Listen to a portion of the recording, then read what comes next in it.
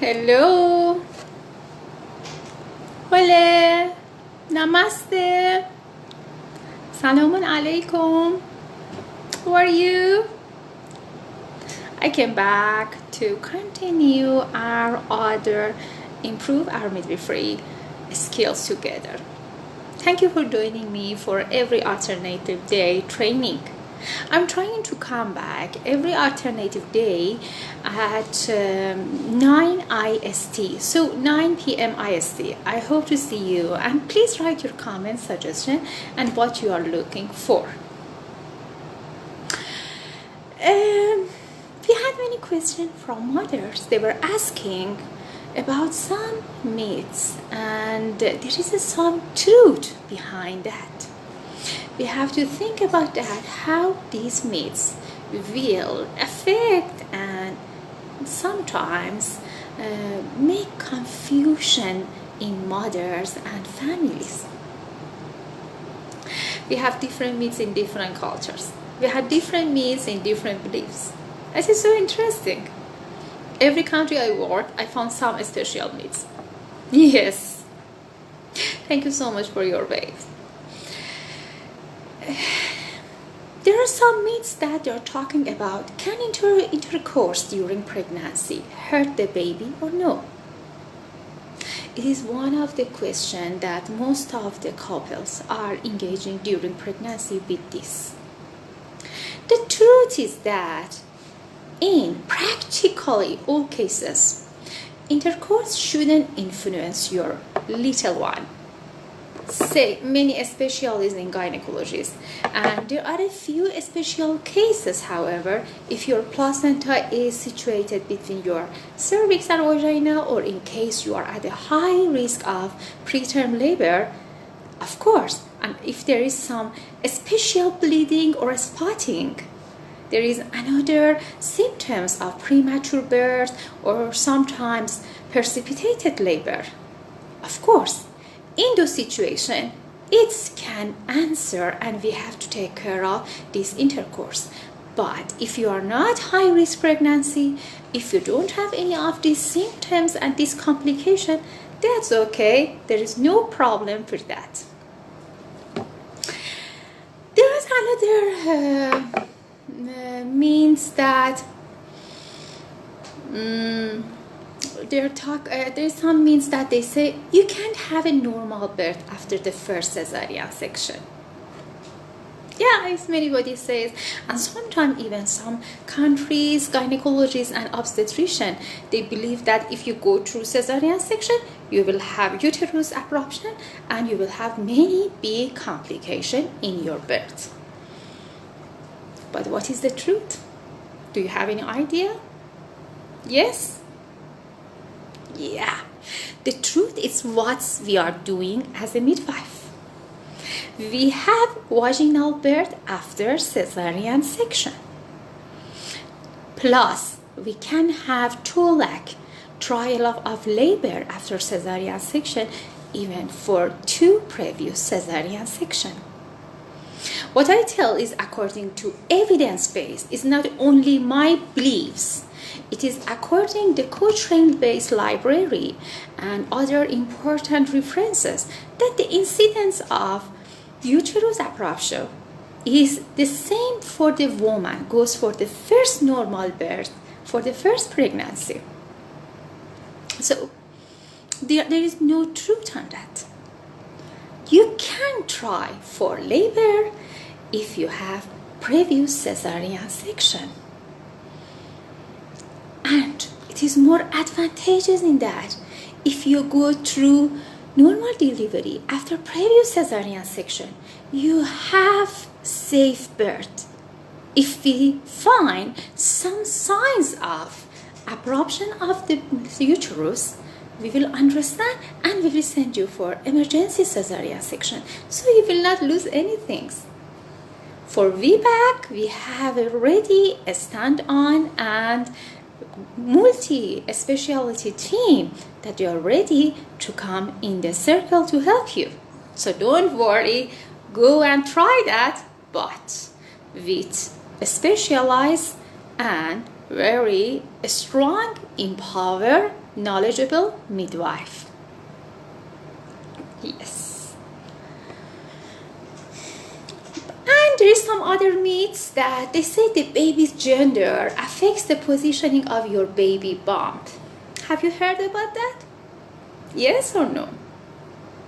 In your place, in your association, in your society, in your country or location, have you ever heard such this kind of myths?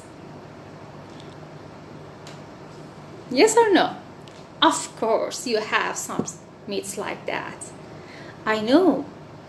I saw it in different countries. Yes. But the truth is, the child's sex literally nothing to do with the manner in which a lady shows up. So sad, you can't tell the child's sex by taking a look at the mother. Yes. Have you ever heard about other myths in pregnancy and birth? You can write and share with me. I can tell you the truth about that. My truth is according to scientific and evidence-based approved tests. And there is other myths that they talk about if you have a STD, your baby will too. Yes, have you heard about that? I know, yeah, they're so common. What is the truth? What do you think about that? As a matter of fact, it relies upon the STD you have. That is on the ground that some of STIs infect the blood and can pass through the placenta, while others just represent a danger by direct contact. This subsequent thought can be passed along during a vaginal delivery. So your midwife or your gynecologist may prescribe a C-section to prevent infection. But not all infection needs C-section. Some infection, as you know, as HSV positive, and it depends that where is affected and is located. So for that ones we will try to have cesarean section. But we have the other STD diseases that can be treated during pregnancy with some medication, and we will go for reassessment investigation. If it's approved, the mother is cured completely, so you can go through normal birth. Don't worry about that. And there is some other myths that it says you can't run during pregnancy. Even some myths says you should not practice that much in pregnancy. Sometimes when you go for swimming pool, oh my God, the people will standing and staring at you and say, oh my God, how you are coming for swimming? You are pregnant. What's going on with you? Have you ever seen such this thing? I'm sure you've seen some of them. I'm sure. But what is the truth? A whole lot what a lady can do during pregnancy relies upon what she was able to do before pregnancy. What's more, no, you don't need to stress over the child tumbling or while you are on the treadmill. You can continue doing what you're doing or attempt a cardio exercise plan especially designed for your first, second, or third trimester.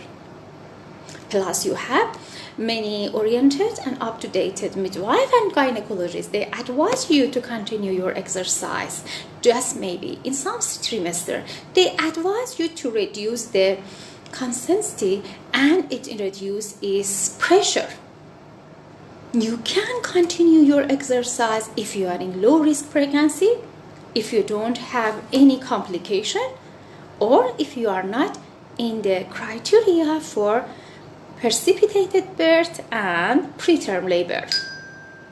Otherwise, even athletes who goes in pregnancy, they can continue their exercise but with less intensity shorter duration and a little bit reduce their frequency. For example, if an athlete, she's doing her practice 7 days a week, she can reduce it to 4 to 5 days a week. If she was working as a 45 minutes duration of workout, she can reduce it to 30 minutes. Plus, if she was working in jumping or squatting or some exercise that is with more jumping and like climbing, such this exercise, she can change that activity to safest and more inland exercise. And there is other myths that they talk you lose your baby weight during the delivery. Have you heard about this? It should be very common, I guess. Do you believe on that? Or no? Have you ever experienced? Yes, maybe. What is the truth? A woman only loses between 10 to 15 pounds, including the baby and some water weight, when they give birth. Although most women gain between 25 to 35 pounds throughout the pregnancy. It can take a year or more to lose the rest. But on the bright side, breastfeeding can speed things along.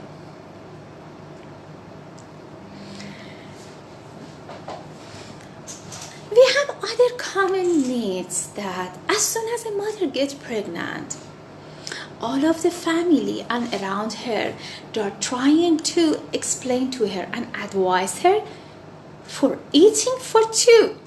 This is, oh, you are pregnant, so you are eating for two. What is the truth? Grabbing 2 full serving of potato plate of mixed greens or frozen yogurt. One moment. Truly you are eating for two. However, that doesn't mean 2 grown-up estimated serving as vital.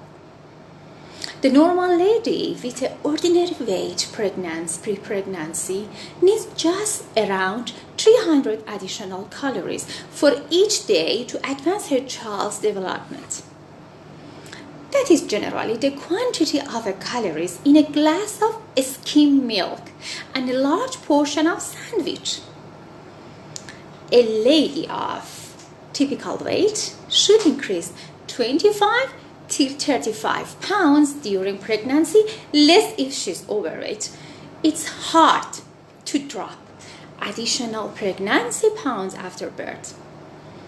What's more, with each resulting pregnancy, a lady may turn out to be significantly heavier.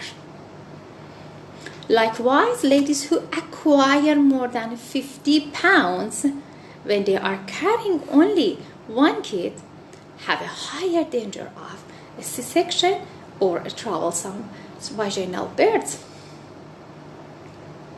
And babies who are overgrown at birth are more likely to be obese with their future adults. And there is some other question, most especially for some of the girls, they have some myths. They says, oh, okay, we have some special problem with our breasts. Or if everybody can go for breastfeeding, if they want to. There is a truth behind that. Certain breast surgeries can make breastfeeding difficult, and some medications as well can make breastfeeding ill-advised. Even about some breast surgery, you can consult with your doctor or plastic surgeon, explain about your breastfeeding, and maybe they let you to have breastfeeding, and after breastfeeding finished, they will try to manage your cosmetic surgery with other new routine surgery.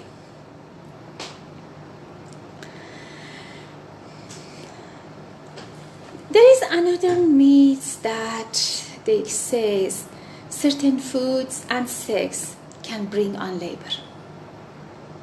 Which certain food? Have you ever heard?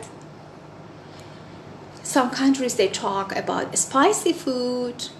Some meats talks about, for example, in Iranian culture, like zafaran, or some others culture, they talk about some special intercourse in special times of the pregnancy. The truth is that while getting busy and doubling up on hot sauce won't hurt the baby, there is limited evidence indicating that any activities or foods are reliably stimulate labor. So if you are after 36 weeks of pregnancy or after 32 weeks, last semester of pregnancy, it's okay. You can go through that and it can help you to have a smooth and safe birth. Plus, during pregnancy, you can have safe intercourse if you are in low-risk pregnancy. I hope this session could help you. We have some physiologic birth classes. Will be a start from 3rd of June, and we have interesting midwifery trainer from all of the globe.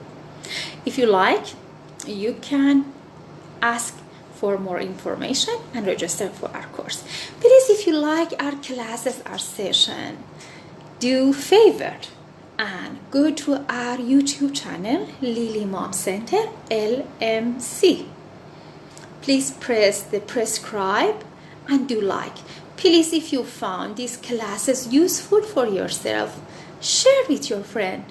Let's chain of knowledge and experience share in all of the globe, and let's help each other to improve our midwifery skill and help mothers in every part of this world.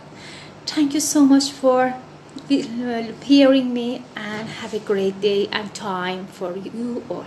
Thank you.